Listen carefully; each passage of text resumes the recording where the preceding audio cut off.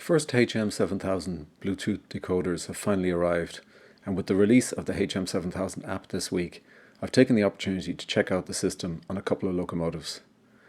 More detailed testing and evaluation will need to follow, but here are my first impressions of the HM7000 system and some tips to help smooth your adoption of what appears to be a very promising solution.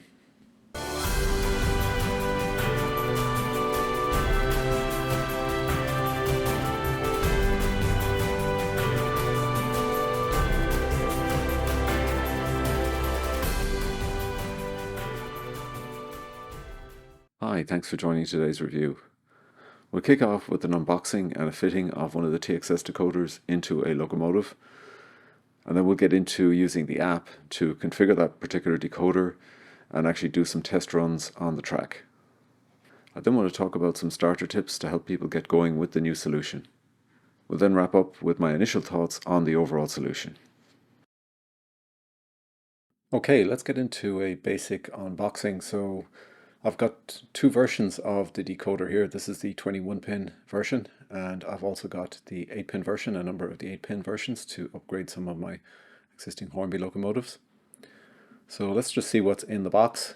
You get a couple of manuals, one basically to cover the different languages. It's a quick start guide, and there is a QR code that points you to the support site, and I'll put that link in the description actually so that you can go to that directly.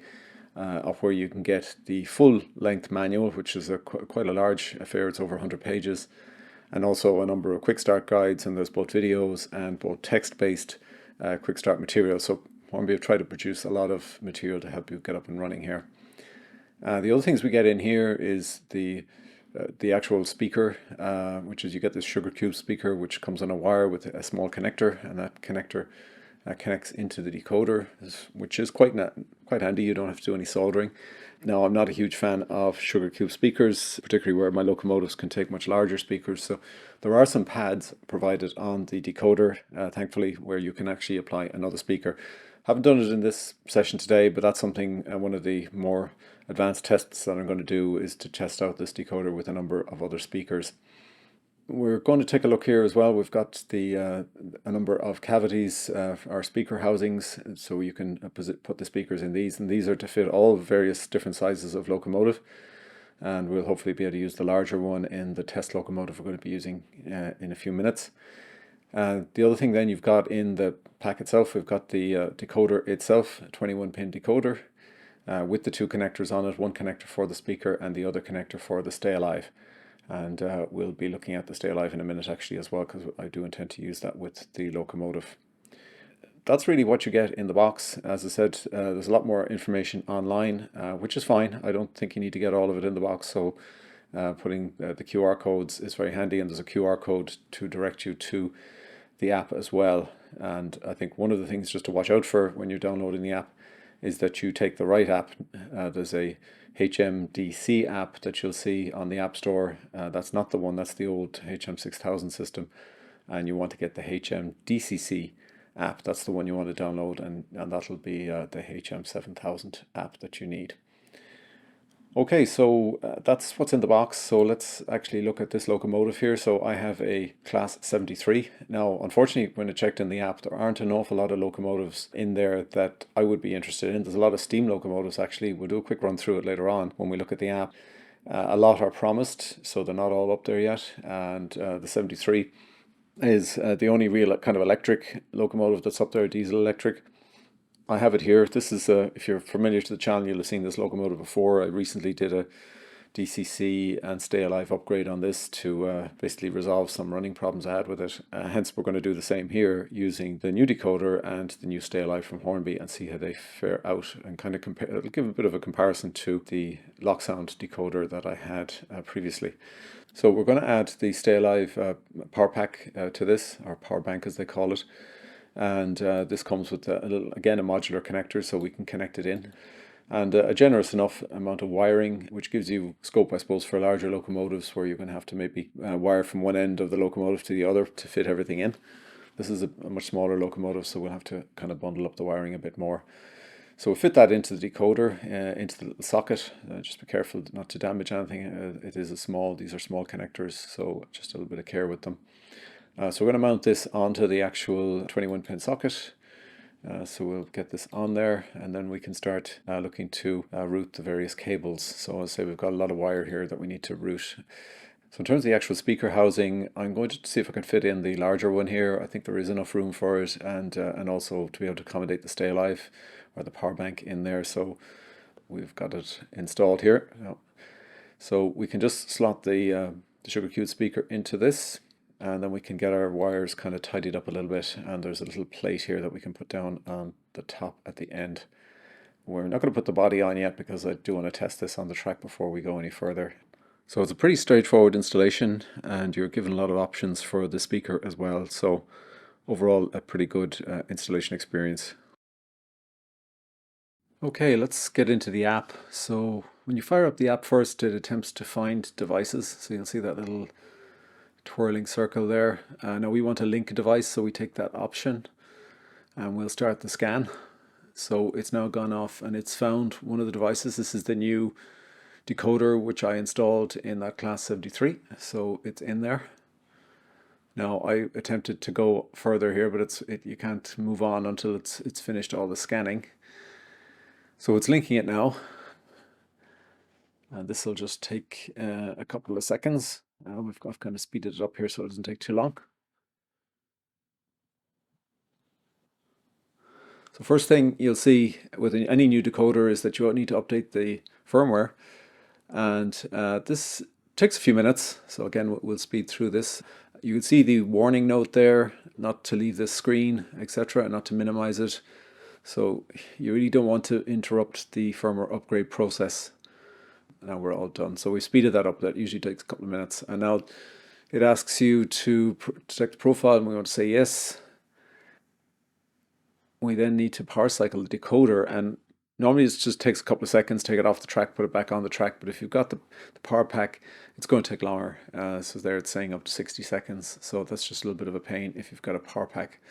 So here we are, we've come up, and you can see the Bluetooth ID for this particular locomotive, and there's no image for it, so we're going to take a photo actually of the locomotive and use that in the app. You can download, so you have to obviously allow your camera to be used. Here we go.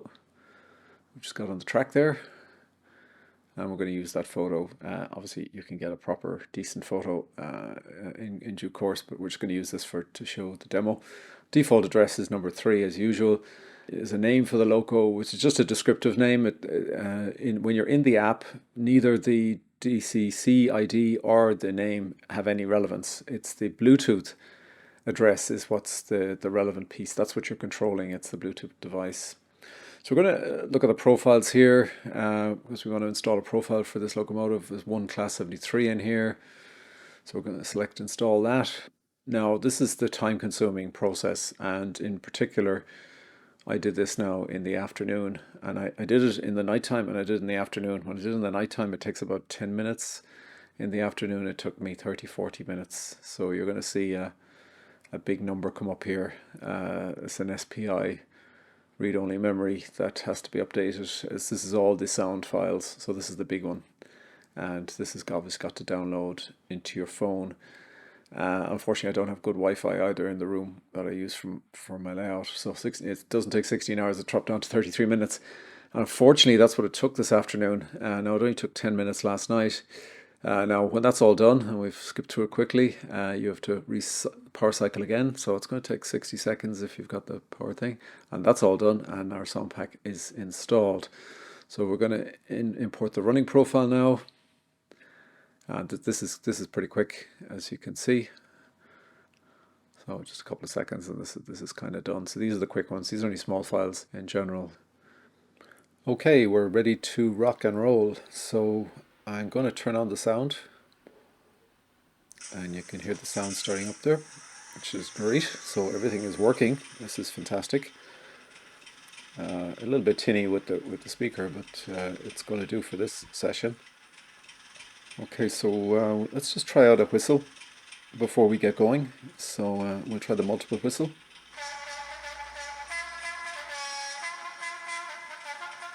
Okay, I wasn't expecting that. Okay, let's start moving.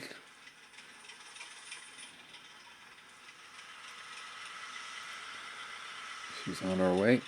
Now, I haven't changed the acceleration, deceleration, or anything like that, so this is just raw, unconfigured or unoptimized. Now, this particular locomotive failed over that express point it's just going over right now, until I put in the stay alive I previously had in it, and it's going through it okay there, so that's again a good sign. The stay alive is doing its job and the locomotive is running okay. So I'm just speeding it up a little bit more. We'll just bring her to the end here and then we'll bring her back. I mean, so far so good. This is all very good. Switch directions now. We'll just flick the other side there and we're going to start moving back again. And you can adjust the speed with the slider or with the plus and minus buttons you see there. So if you're looking for something very tactile, obviously this is just a screen, so it's not going to give you that sort of experience of an actual controller, but I think it's fine. I'm happy enough with it. I use Railmaster, I suppose, so I would be fine with this. And everything is going okay. And we're just going to bring her to a stop now. Again, as I said, I haven't tuned anything here to smooth it out. So interesting there's a cold shoveling option on the function list. It won't play actually, so that's obviously a bit of a bug. I don't think there was any cold shoveling going on with the Class 73s somehow. So obviously a couple of little glitches in there. But overall that's fine. That's kind of what I was expecting, and that experience is absolutely fine, so I don't have an issue with it. To finish off this section, let's play around with some of the features in the app. Click on the locomotive settings, and we then scroll down to control mode, which we're going to switch from Bluetooth to DCC. In DCC mode, it's your DCC controller now that is driving the decoder, and the app is no longer required until you want to edit some CVs or update the sound profile, for example. We switch back to Bluetooth control to put the app in control again. Let's take a look at the advanced CV editor up in the top right hand corner. We haven't yet read the CVs for this particular decoder, but we can do this now. We're reading all 253 CVs in the time it would have taken to read 3 or 4 CVs previously. This is a massive time saver. When they're loaded, we can scroll through them and edit as required. This is really one of the most useful features of this particular application. Next, we switch back to the locomotive settings and we're going to edit the name. We'll use the locomotive number for this. It's only a descriptive field, so you can make it whatever you like. Now we're going to change the acceleration rate. We could alter the CV setting for this as we would do normally, but why bother when the app will do it for us based on your setting on the screen. Next, we're going to look at the device settings. This includes the decoder health check information. If any of these isn't showing in green, then you're likely to have a hardware problem and you will need to contact Hornby for support. Before we finish this section, I want to take a quick look at the available profiles. Steam easily has the best coverage, while electric is limited to the Class 73 right now, and the diesel profiles are also very limited. I do hope more profiles are added in the very near future. Based on my initial experience and what I've seen in the forums, here are some tips to smooth your adoption of the HM7000 solution. You will need a Hornby login to use the app, so if you don't already have one, it's time to set one up now so that you're ready to roll. It may sound obvious, but make sure you download the correct app. You want the HMDCC app, not the HMDC app, which is based on the HM6000 solution.